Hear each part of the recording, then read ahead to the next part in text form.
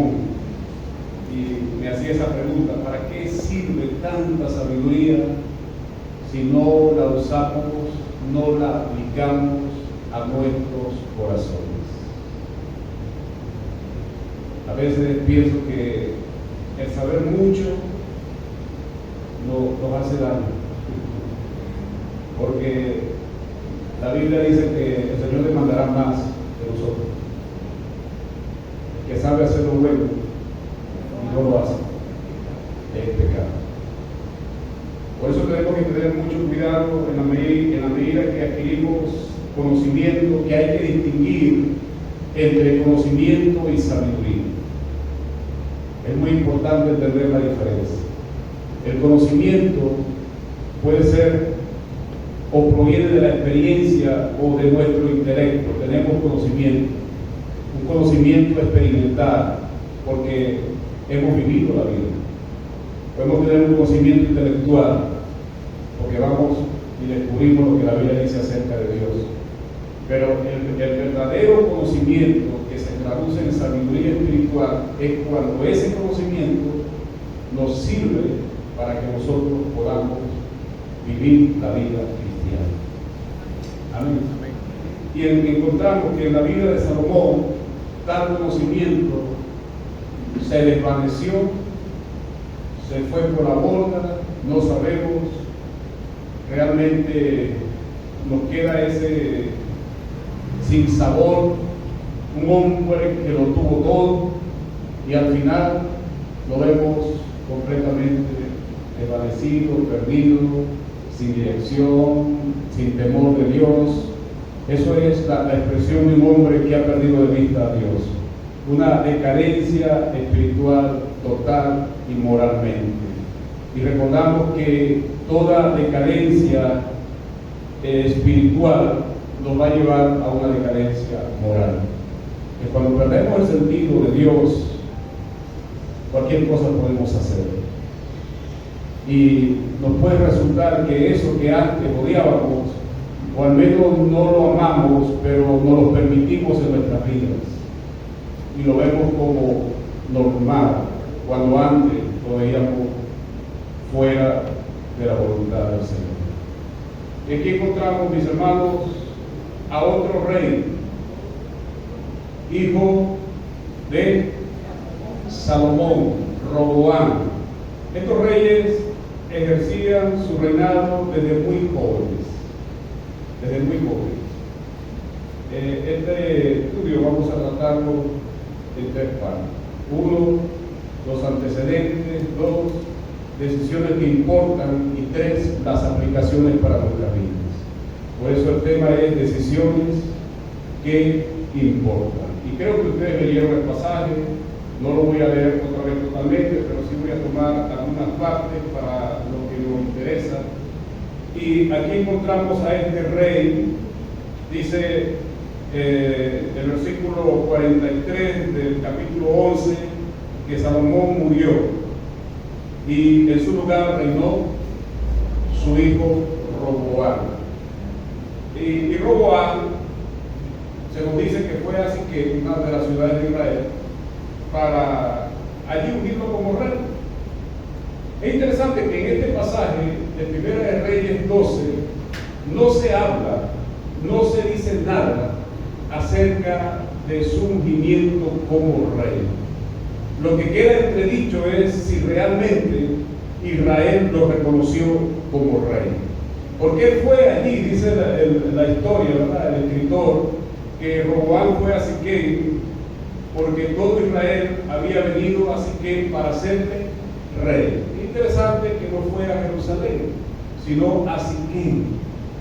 Eso tiene otro contexto interesante. Y aconteció que al enterarse Jeroboam, quiero recordarle quién fue este hombre.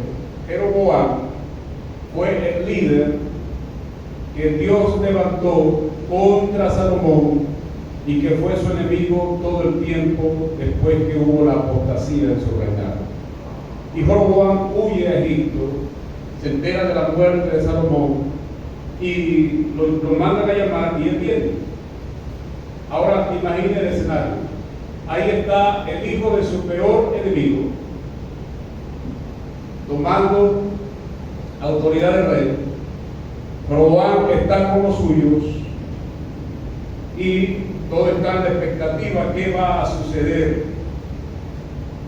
Y lo que sucede es lo siguiente: el pueblo estaba agobiado de tantos impuestos que le había colocado Salomón para poder cubrir su esplendor, su gloria, todo eso que se describe acerca de su reinado.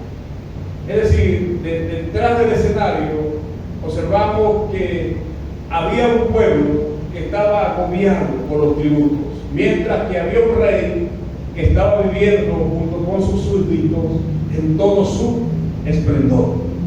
Cuando escarbas debajo de la escritura encuentras dos escenarios: la gloria de Salomón, sí, pero por debajo un pueblo que estaba sufriendo.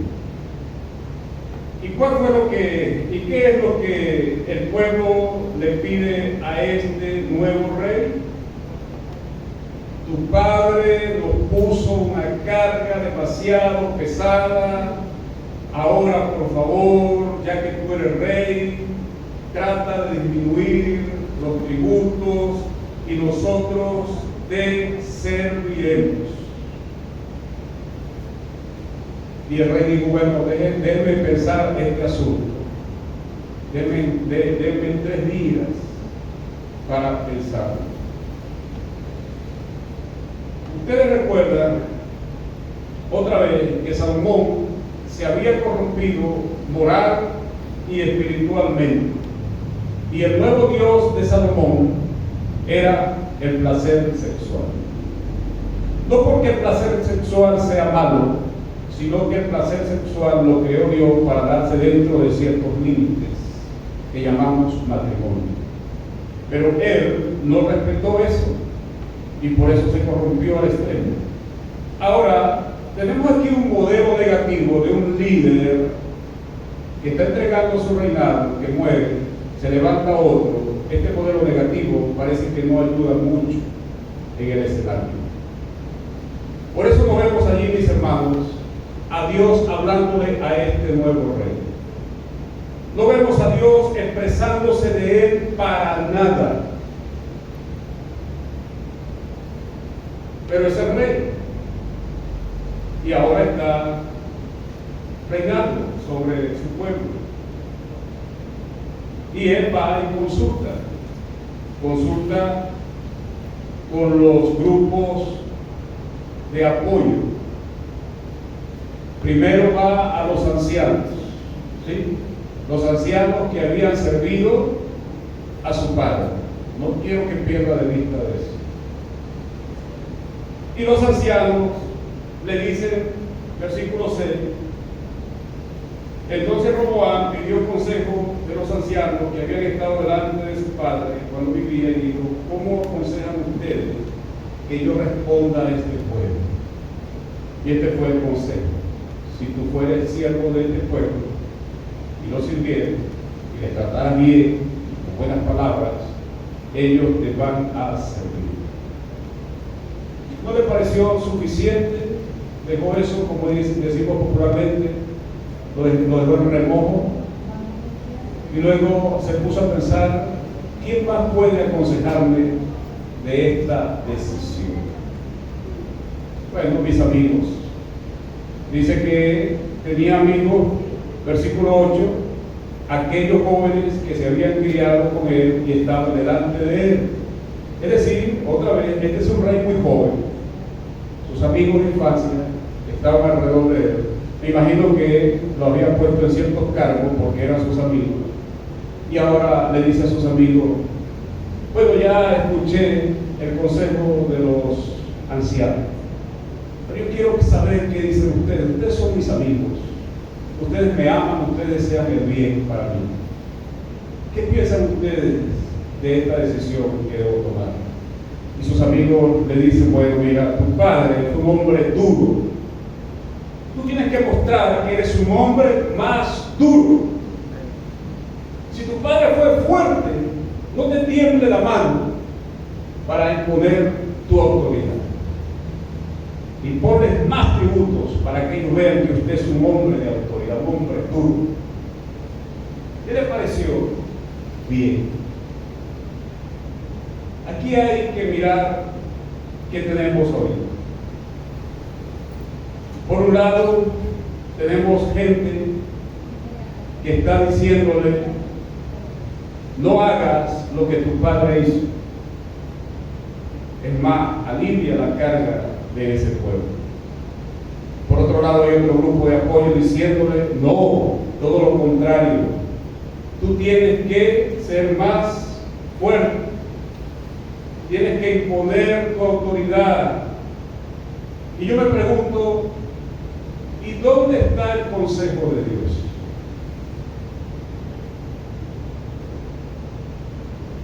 Está bien que haya ido a los ancianos, está bien que le haya preguntado a los jóvenes, pero él es un rey joven.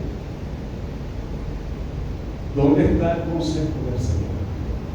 No lo vemos por ninguna parte. Y aquí vienen varias cosas.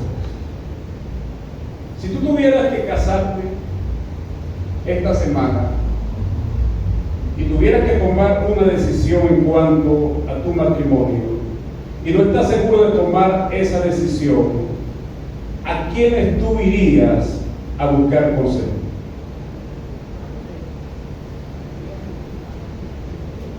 Si tuvieras que tomar la decisión de un trabajo que demanda tiempo y sabes que tu tiempo se va a comprometer en la vida de la iglesia, es decir, va a ser tan sacrificial tu tiempo que vas a perder de vista ministerio, congregarte incluso, ¿a quién tú deberías ir a pedirle consejo?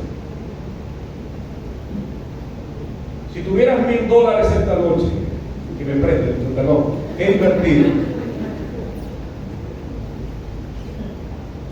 y deseas invertir bien, ¿a quién tú irías a pedirle consejo? A Dios. A Dios, que es tu Padre y desea el bien para ti. Pero muchas veces sucede lo contrario. Y sucede porque nuestro corazón está ganado para escuchar no el consejo que necesitamos, sino el consejo que queremos. Es decir, ya tenemos una predeterminación en mi corazón, en tu corazón, qué es lo que yo quiero. Y esto es lo que le pasó a este rey. Porque los ancianos, como hombres de experiencia, le aconsejaron bien. Ellos sabían sobre la vida de Salomón, sobre su gloria y también su apostasía, y callaron. A veces es de cobardes callar cuando debemos hablar. Estos ancianos no se atrevieron a decirle a Salomón lo que estaba haciendo al final de sus años. Pero Dios le dio otra oportunidad y se lo dijeron fue a su hija. ¿Y qué pasó con el consejo de los ancianos? No me sirve. No está en mi agenda. No es lo que mi corazón desea. No es lo que yo he pensado. Por eso dice el verso 8, ¿verdad? Pero él dejó el consejo de los ancianos, que los ancianos le habían dado, y pidió consejo a los jóvenes que se habían criado con él y estaban delante de él. Hermanos, si yo tuviera que buscar consejo esta noche acerca de mi matrimonio, yo iría a la gente que tiene más experiencia que yo en el matrimonio. Yo iría a buscar consejo de los que van delante de mí y veo que sus matrimonios han sido blindados en el tiempo. Si yo tuviera que tomar la decisión de otro ministerio, yo iría a la gente que sabe de ese tipo de decisiones. ¿A quién irías tú? Pero hoy las cosas han cambiado. Vemos personas que están buscando consejo en personas que realmente han perdido de vista el temor a Dios. Han perdido de vista a Cristo. Pero ese es el consejo que andan buscando. Porque andan buscando un consejo conforme a su corazón y no el consejo que Dios quiere dar. Por eso Roboam aparece en el escenario como el rey, no solamente que recibe un reino malogrado, lo vamos a ver ahorita, sino como el primer rey que tuvo la oportunidad de rehacer lo que su padre al final tuvo que hacer y perdió de vista el temor a Dios, pero también él se pierde de vista. A veces nosotros podemos asumir ciertas posiciones. Bueno, lo que pasa es que mi padre no me ha dado un buen modelo, o mi madre no es un buen modelo para mí. Entonces por eso viene el argumento, por eso yo soy así. Esos son argumentos para lidiar muchas veces nuestra conciencia. Porque nosotros deberíamos tomar más bien esta iniciativa. Mi padre no fue un buen padre, yo no voy a ser igual. Mi padre no fue un buen creyente, yo no voy a ser igual. Mi padre no fue un buen esposo, yo no voy a ser igual. Mi padre decía que era cristiano, ella era cristiana, no caminó con Dios, yo no voy a ser igual. ¿Tenemos esa opción, sí o no? Claro que sí. Es decir, los malos modelos no justifican que nosotros imitemos su ejemplo. Los malos modelos están establecidos, o mejor dicho, ilustrados en la Biblia para enseñarnos a nosotros que ese no es el camino a seguir. Por eso están allí. Pablo habla de esto, ¿verdad? Dice, las cosas que nos ocurrieron o que le ocurrieron al pueblo de Israel están puestas ¿para qué? Para enseñarnos a nosotros hoy. Entonces no hay justificación alguna que porque alguien tuvo un mal modelo de familia, de hogar, de cristianismo, por eso debemos ser así. No, otra vez, todo lo contrario. Todo lo contrario. Uno ve el ejemplo de Saúl, cómo era su hijo Jonatán. Todo lo opuesto. Y así varios ejemplos. Pero aquí tenemos el caso de este joven asumiendo una decisión y sus amigos le dijeron, no, tu padre agravó el yugo del pueblo, no disminuyas nada, dile al pueblo que el menor dedo de los míos es más grueso que los lomos de mi padre. Es una figura interesante para ilustrar lo fuerte, lo decidido, lo tenaz que él iba a gobernar al pueblo.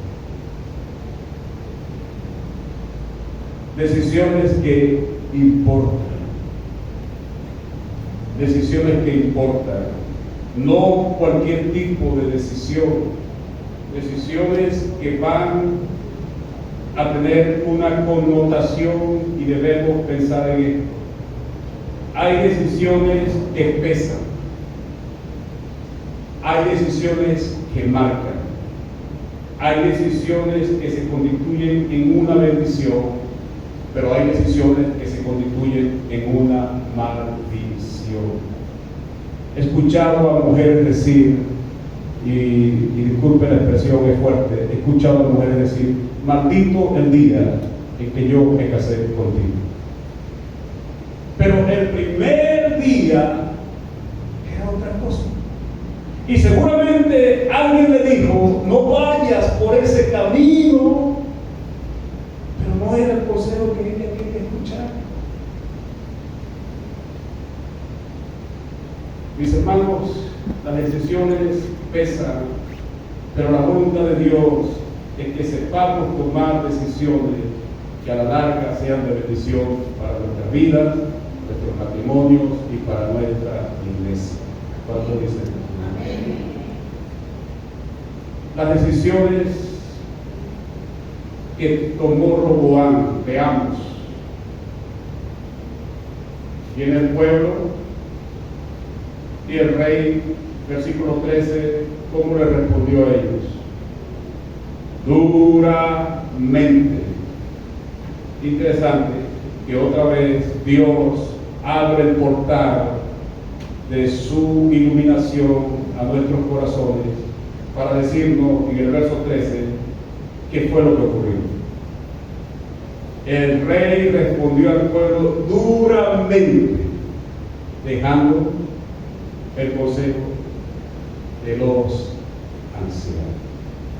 Jóvenes, tú vas a tomar una decisión, ve a la gente que es más sabia. Tus amigos sirven para que tú salgas una tarde y te recrees, eso está bien. Tus amigos sirven para decirte qué película puedes ver y te la recomiendan. Tus amigos sirven para decirte, este es el color de camisa que me agrada, pero tus amigos no tienen la capacidad para entender la vida sobre familia, matrimonio, incluso responsabilidades laborales. Necesitas allí gente que sepa sobre esas cosas. Amén. Igual, mi hermano, si estás casado, tú no te puedes sentar con alguien que no sabe qué es el matrimonio para decirle, me está pasando un problema en el matrimonio, ¿qué me aconsejas tú? ¿Qué te va a aconsejar? Nada. Porque no tiene la autoridad ni la experiencia para decirte de la izquierda a la derecha. Este joven se perdió en el camino. Lo vemos arrogante, lo vemos orgulloso, lo vemos prepotente. Hermano, es difícil poder aconsejar a la gente que es orgullosa, porque su orgullo no lo va a dejar ver el camino por donde debe andar. El que se humilla será exaltado, y el que se exalta será humillado. Por eso es la gran diferencia entre Roboam, Salomón y David. Aquí tenemos al rey diciéndole al pueblo, miren, le tengo una noticia. ¿Cuál quiere escuchar, la buena o la mala? No, queremos escuchar la buena. Bueno, la buena es esta. Mi padre fue duro con ustedes, yo seré más duro que ustedes. Consecuencia, versículo 15 en adelante. Y no oyó el rey del pueblo, porque era designio del Señor para confirmar la palabra que Jehová había hablado por medio de Ahía, silonita, Jehová, hijo de Labán. Cuando todo el pueblo vio que el rey no le había oído, aplaudieron. No. Le respondió estas palabras: ¿qué parte tenemos nosotros con David? Y yo creo que fue un eco fuerte. ¿Qué parte tenemos nosotros con David? No tenemos heredad en el hijo de Isaí. Israel a sus tiendas. Es decir, hasta aquí te traigo el rey. Que provea David para tu casa. Israel se fue cada uno a sus tiendas. Hermanos, ¿por qué estas consecuencias? Dice allí el verso 18 en adelante, y el rey Roboam envió a Adorán, que estaba sobre los tributos, pero lo apedreó todo Israel y murió. Entonces el rey Roboam se apresuró a subirse en un carro y huir a Jerusalén. Así se apartó Israel de la casa de David hasta hoy. Y en serio, ese versículo allí es hasta hoy.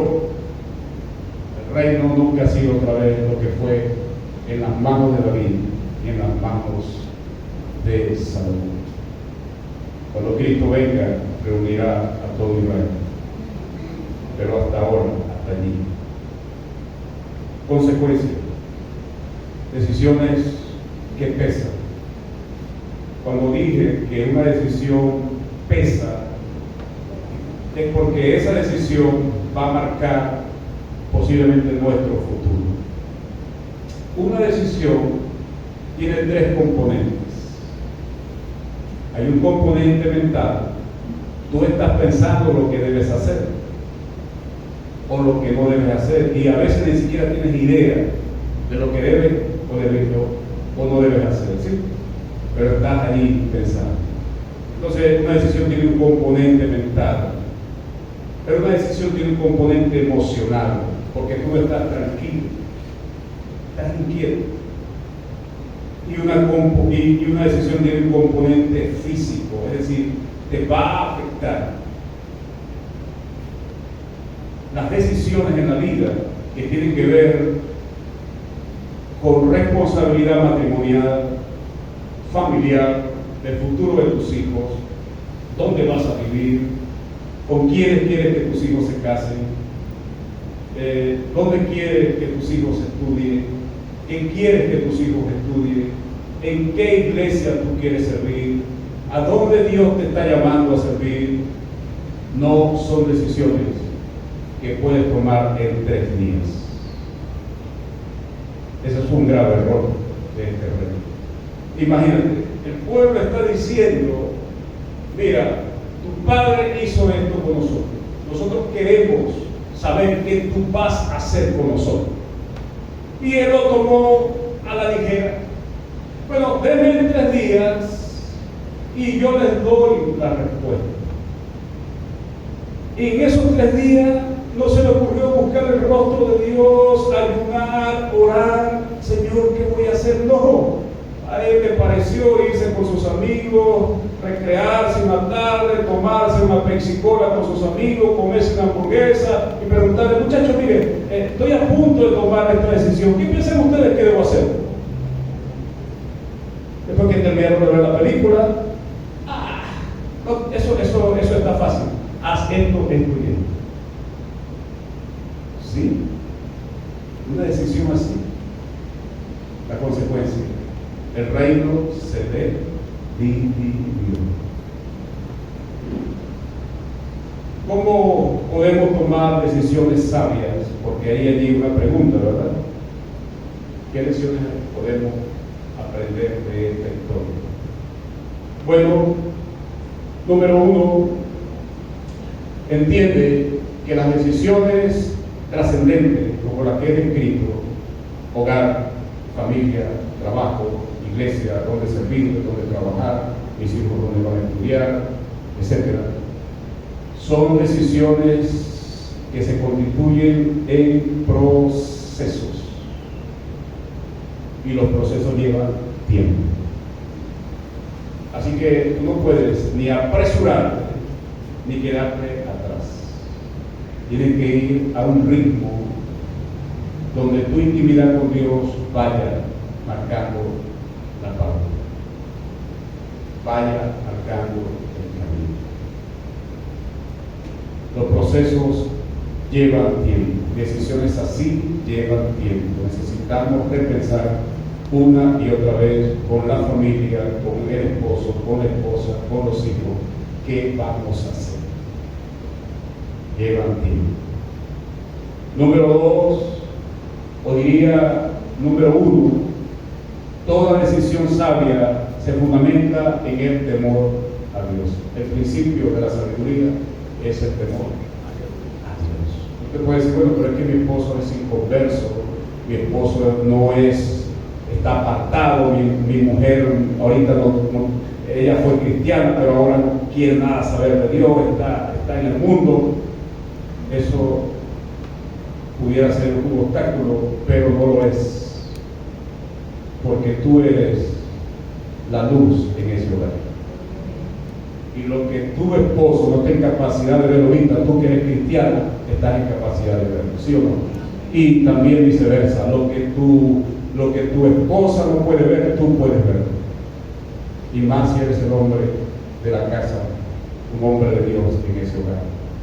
Amén. Y aquí viene esto: si tú eres el hombre de la casa, una vez que tomas una decisión, no hay que buscar culpables acerca de esa decisión que tomas. Tu esposa está allí para decirte, oye, me parece bien. O te va a decir, a esto hay que repensarlo.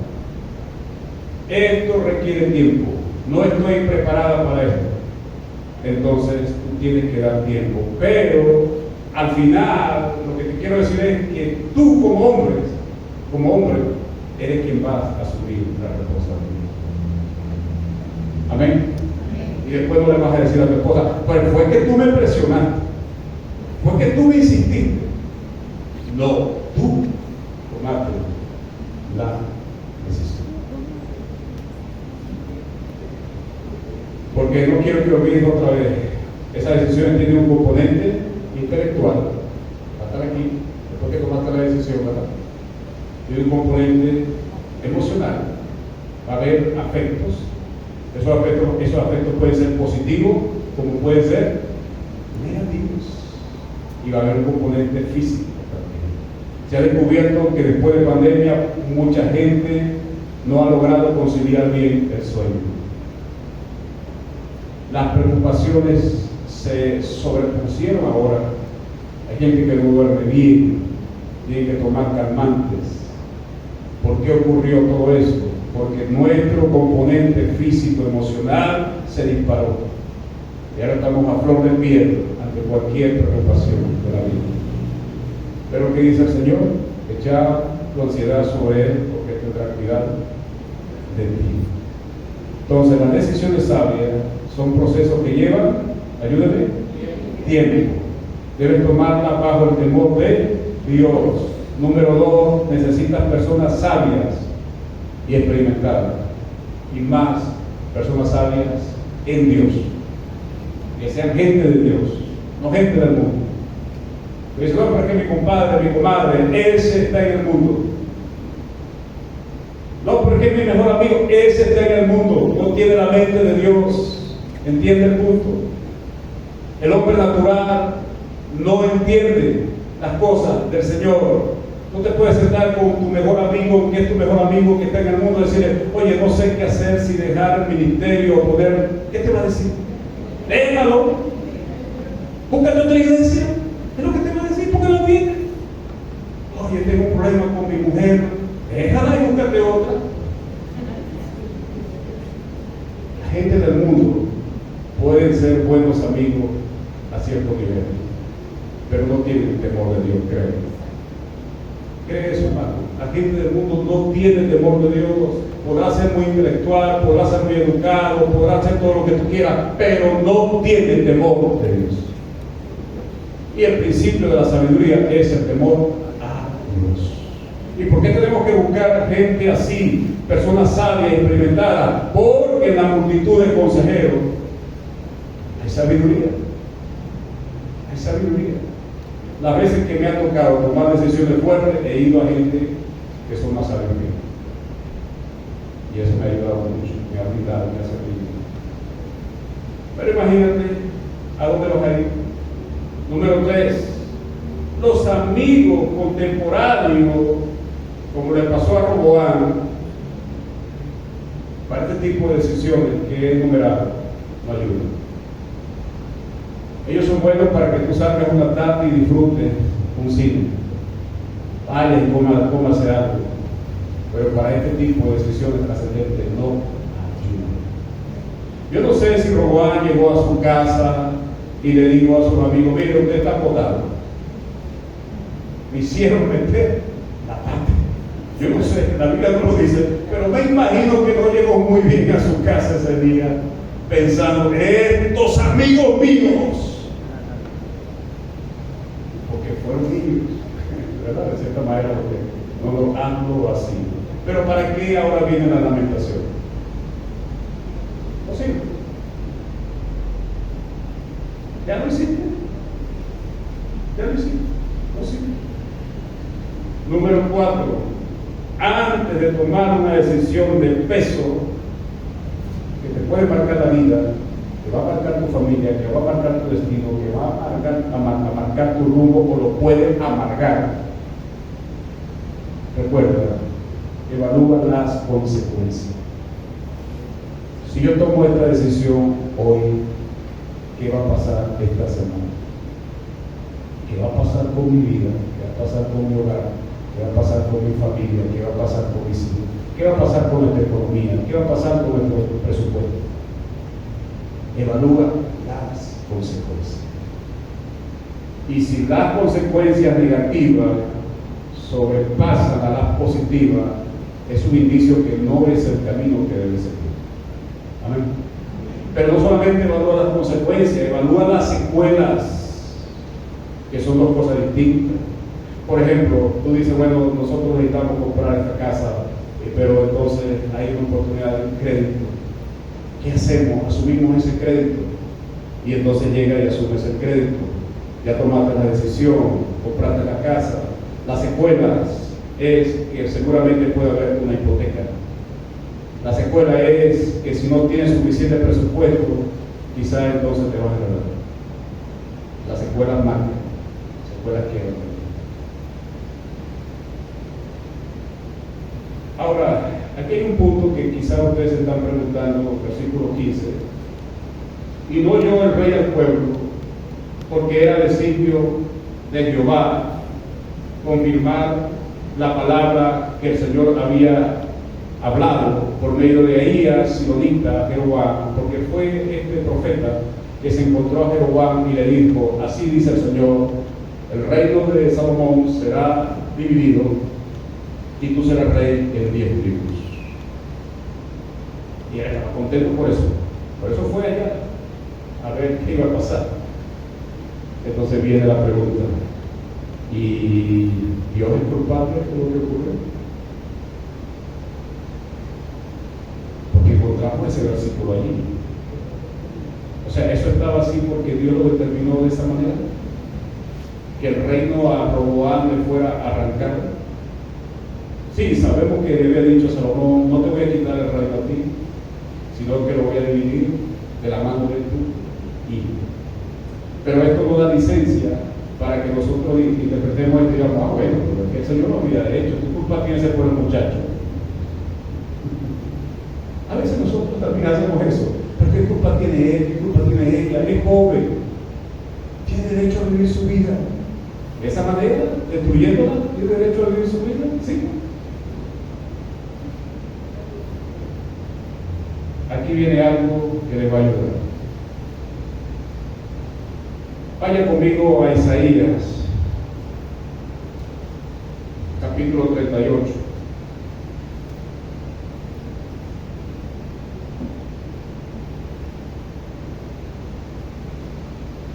Isaías,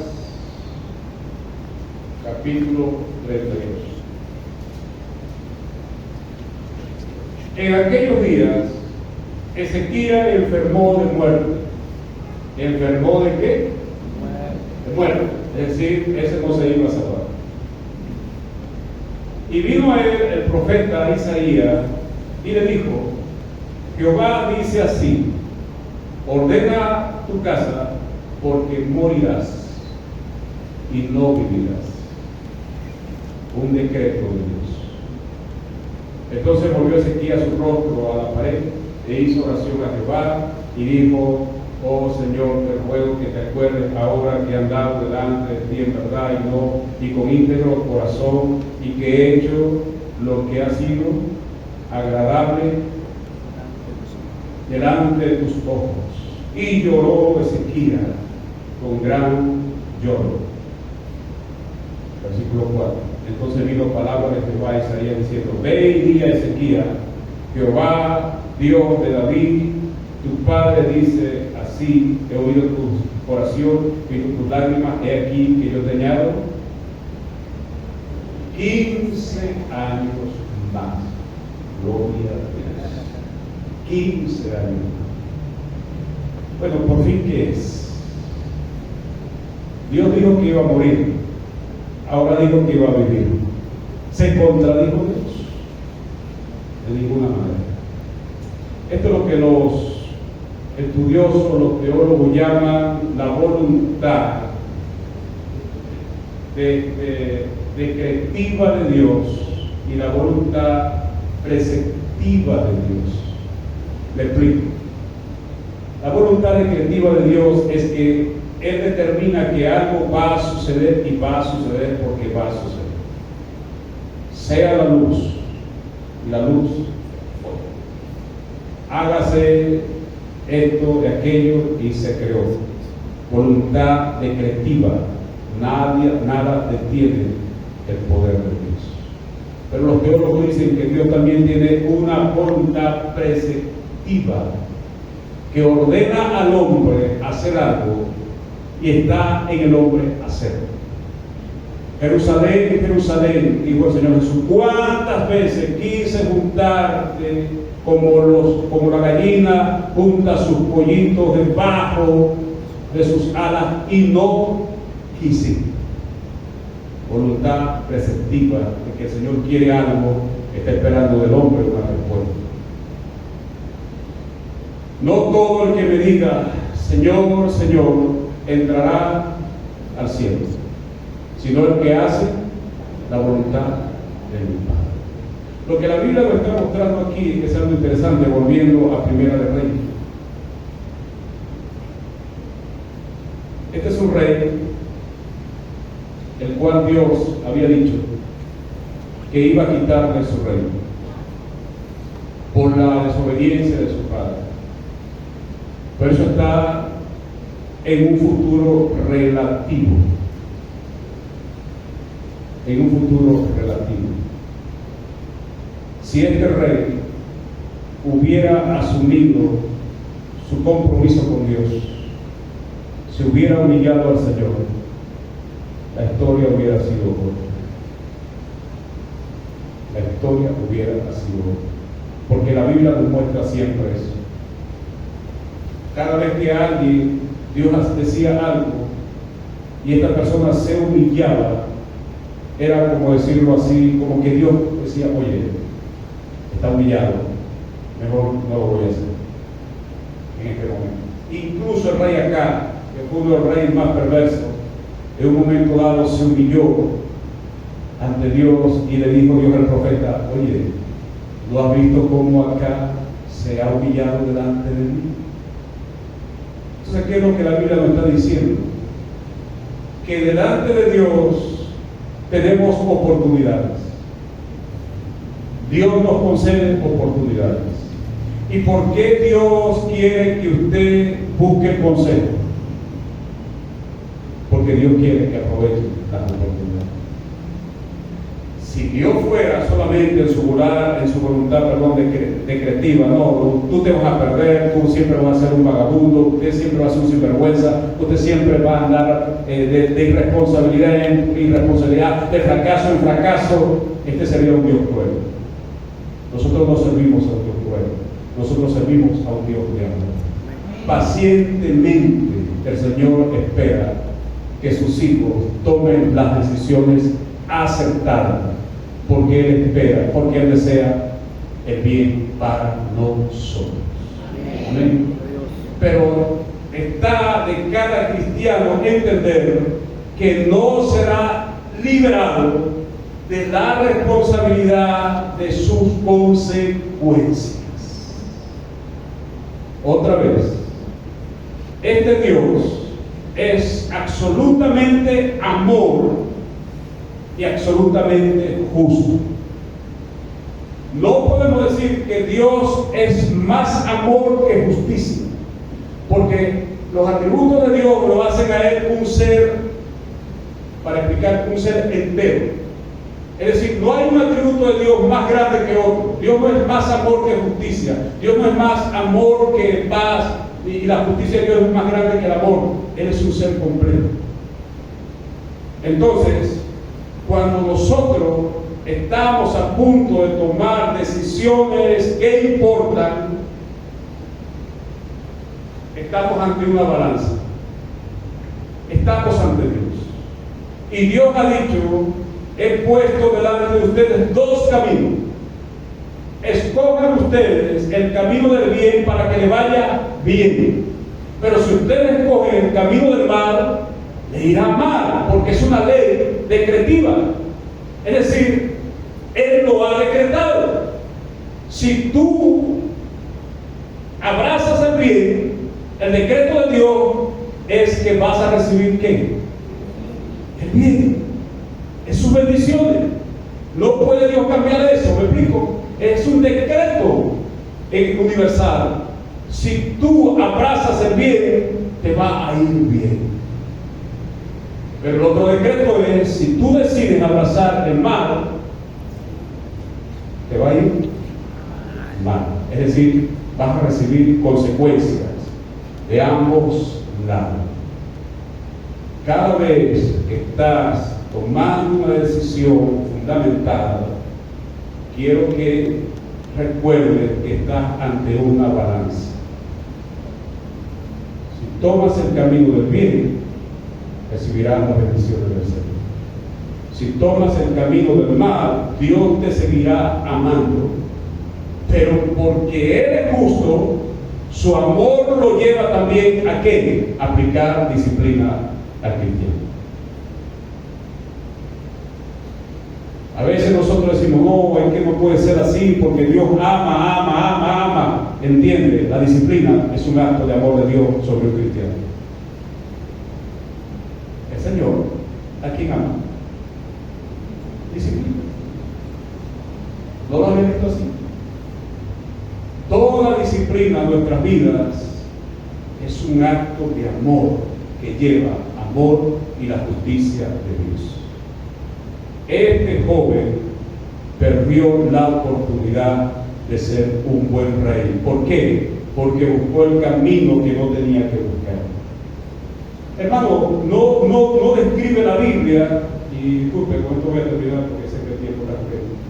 Si usted nota bien, la escritura está diseñada en este pasaje, específicamente en este pasaje, 1 Reyes 12.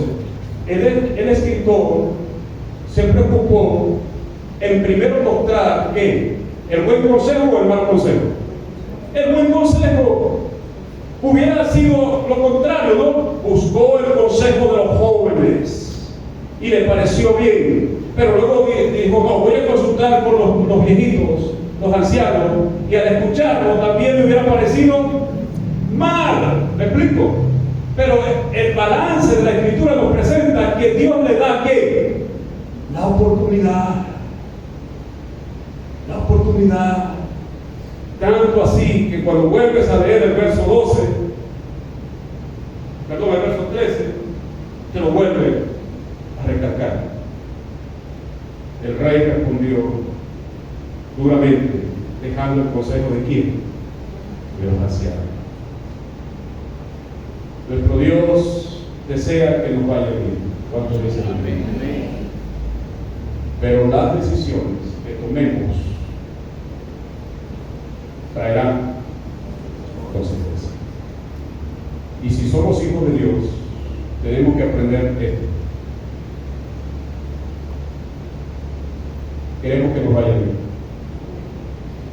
Entonces, hermano, sé humilde. Humíllate ante el Señor. Busca la dirección del Señor. Acepta el consejo que te dan los que son más sabios, que tienen una mayor madurez espiritual. Y cuando te digan, no es por allí, entonces acepta. Padre, gracias esta noche